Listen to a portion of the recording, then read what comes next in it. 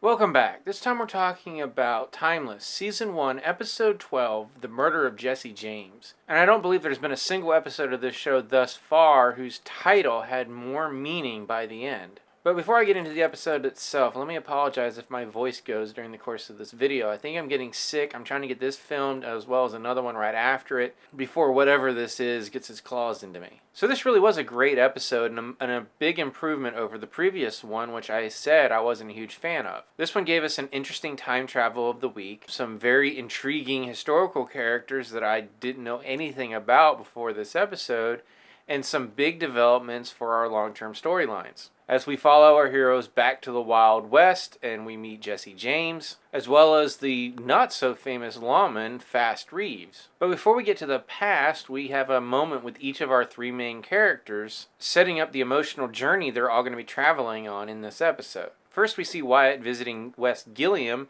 the man Flynn says killed his wife. And the guy more or less confessed to being his wife's killer. Which leaves Wyatt considering what he's going to do, which is the very question that Flynn left him with after telling him who had killed his wife. As for Lucy, she dreams of her sister and is guilt-ridden over the fact that she forgot the day before was her sister's birthday. Especially considering she's the only one who could remember that, because she's the only one who remembers that her sister even existed. And like with Wyatt, that guilt is going to lead her to make some very interesting and potentially life-altering decisions later in this episode. Now, as far as Rufus goes, he finds out that Jahal is being trained to be a pilot, and that she should be ready within the next 6 months. And as Connor Mason points out, that's going to make him obsolete, negating the ultimatum he gave Rittenhouse at the end of the last episode. And Connor's entire attitude throughout this episode really is different than what we've seen him before. For a while, he was playing the father figure to Rufus and was really guilty over the fact that he had gotten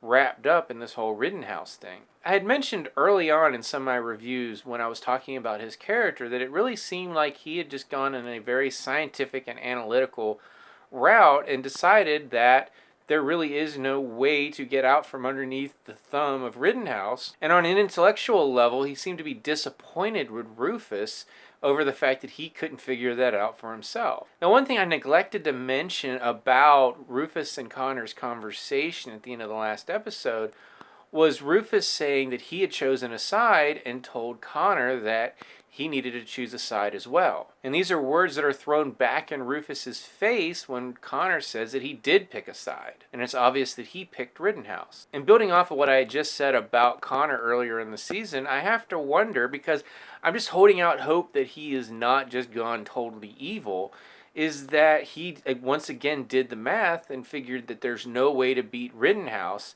and that at this point, Rufus, who has decided to take them on, is essentially a lost cause. So he's trying to emotionally distance himself from Rufus so he doesn't feel as hurt when he's inevitably taken out by Rittenhouse after the 6-month mark and Jahal is ready. And speaking of Jahal, he has one of his coldest moments of the entire series when he confronts her over the fact that she had hacked into his system to get the old mission logs. And the delivery of the line, "Deceive me again and you'll see how scared you really are," was just, it was goosebumps period. I mean, that was scary stuff right there. So Connor definitely has gone off the reservation in this episode as far as what at least I saw his character as being.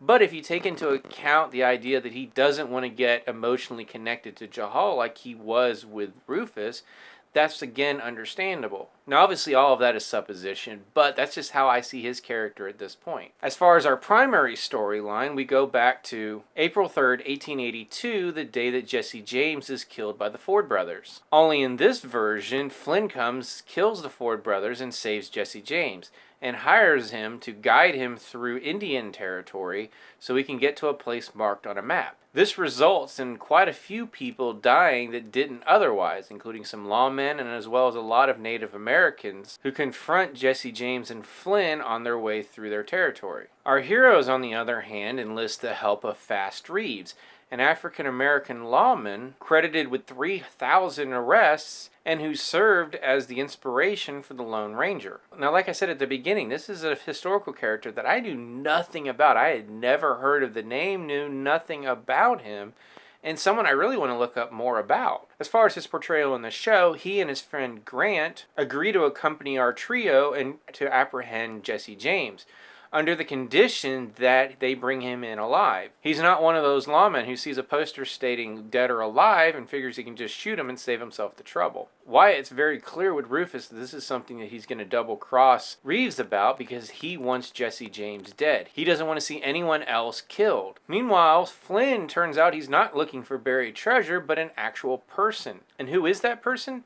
Emma Whitmore, one of the original pilots of the Time Machine, who went back in time with Anthony in the original test runs. As Flynn reveals, however, she apparently got in deep with Rittenhouse, and they had some kind of leverage over, most likely her family, and she ended up faking her own death and staying back in the past, and has been back in the Old West for the past 10 years. Apparently Anthony helped her do this, and that's why Flynn knows that she's still alive. And apparently she has some very interesting information about Rittenhouse that Flynn wants. Specifically why Rittenhouse wanted a time machine in the first place, which has been one of my main questions since we realized that there was a Rittenhouse. She ultimately agrees to go with Flynn, but Jesse James won't let them leave until he gets Flynn's automatic rifle, which he then uses to ambush our trio along with Reeves and Grant. Grant is killed in the ensuing exchange, but Wyatt is able to sneak out and take Jesse James by surprise, wounding him and disarming him. He plans on going ahead and killing Jesse James to make sure he never escapes from jail and never hurts anyone else, because at this point he's supposed to be dead already. But Reeves stops him, pulling two guns, one on Jesse and one on Wyatt. Before either of them can react, however, Lucy is the one that ends up killing Jesse James, thus fulfilling the title of this episode, The Murder of Jesse James, because he was unarmed and wounded at the time that she killed him. I can understand why she might have done that because of her guilt over her sister and the fact that she hasn't been able to save her, and that every person Jesse James killed from this moment on would result in other people disappearing from the time stream, both the people they killed and any descendants they may have had. We saw how easy it was for Lucy's sister to disappear, and that was from something that was actually the opposite. Someone who survived the Hindenburg who didn't originally had descendants, one of which met her stepfather, therefore he never met her mother, and thus her sister was never born. Unfortunately, we really don't get to see much of Lucy after this act, except to see her holed up at her home, obviously affected by the fact that she just killed someone for the first time. And I actually went into this episode wondering when it would be that Lucy might kill someone, because Wyatt was already a soldier and he's killed someone just about every episode of this series. Rufus killed someone for the first time in the space race, and he killed someone that really wasn't a bad guy, it just happened to be in the wrong place at the wrong time. And now we have Lucy, who killed someone who very much deserved to die because he should have been dead already, and anyone he may have killed in the future obviously again would change the past, but it's hard not to call what she did murder because she killed an unarmed, injured man. But the episode wasn't satisfied to leave us there. Instead, we get one last scene with Wyatt and Rufus, in which Wyatt says that he plans on saving his wife by ensuring that West Gilliam never exists. He, however, does not plan on doing the Flynn route and killing somebody. He says he wants to find some other way to ensure that this man never is born. Now, we have a prime example of that, again, with Lucy's sister, because that had nothing to do with someone dying. That had to do with people not dying. So, it could be something as simple as ensuring that his parents never meet. What they end up doing, we don't know, but that's obviously going to be something that we're going to see in the near future. Now, I don't want to take too much time because, again, I don't know how long my voice is going to last, but I do want to go back to a segment that I've had kind of been neglecting lately because there really wasn't a whole lot new to add. And that is my primary questions for this show. And the first one is, what is Flynn's mission? Obviously, we know what his core mission is at this point, and that is to end Rittenhouse. And we also know why, because they apparently killed his family, if we were to believe what he has said. And for the majority of this season, he's been doing that rather piecemeal. In this episode, however, it was more of a recruitment episode, with him getting Emma to agree to go with him, and in doing so, get more information about Rittenhouse's plans for the time machine. Which brings me to my second question.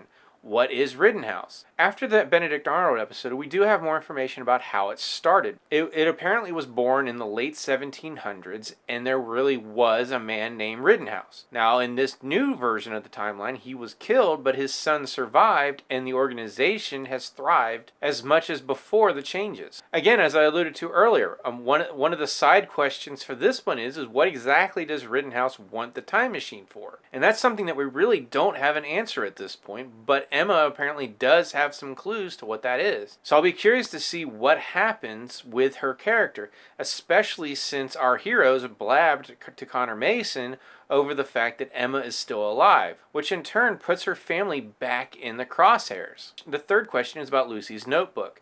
And in the last few episodes, we've seen some very interesting developments with that, as well as some of its limitations. In this episode, we got to see a hand drawing of the cabin that Emma was staying in. I'm a little curious about that because Lucy really didn't get a good look at the cabin and wasn't there that long before the shooting started. And so I have to wonder, does she really had enough time to memorize so much detail to include in a drawing in a notebook that she hasn't even started yet? So that was an interesting development. That drawing left me with a lot more questions than answers. And as far as the limitations go, we found out in the Benedict Arnold episode that her notebook did not mention anything about Rittenhouse being a person. This was something that Flynn was as surprised about as the rest of our heroes. And finally, we have the question about Lucy's past, which now includes both her missing sister as well as her biological father, who apparently has some connection to Rittenhouse. And since the reveal that her father does indeed have some connection to Rittenhouse, we really haven't seen anything else about it come up.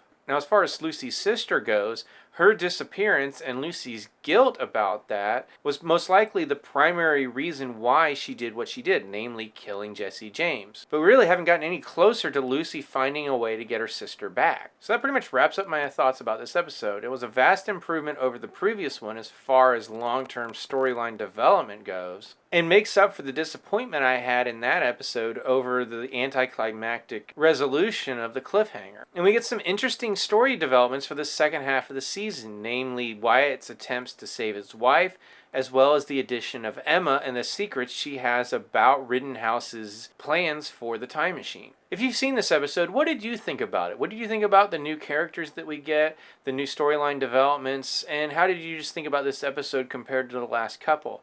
As always, you can subscribe to my channel, check out some of my other TV and movie reviews, and until next time, bring more books with you if you're going to get trapped in the past.